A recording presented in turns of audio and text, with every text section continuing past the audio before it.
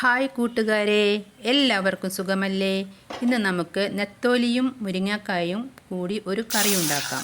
അതിനായി ഒരു ചട്ടി അടുപ്പത്ത് വെച്ച് വെളിച്ചെണ്ണ ഒഴിച്ച് ചൂടാകുമ്പോൾ സവാള, കറിവേപ്പില, കൂടെ ചതച്ച ഇഞ്ചിയും വെളുത്തുള്ളിയും പച്ചമുളക് എന്നിവയിട്ട് വഴറ്റുക.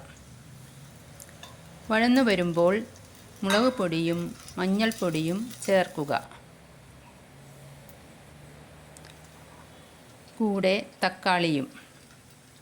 ഈ സമയത്ത് അരമുറി തേങ്ങയും കുറച്ച് മല്ലിയും കൂടി അരച്ച് പാലെടുത്ത് വയ്ക്കുക. ഇനി വഴന്നു വന്ന കൂട്ടിലേക്ക് മുരിങ്ങക്കായ ഇടുക. കൂടെ തേങ്ങയുടെ രണ്ടാം പാലും ചേർക്കുക.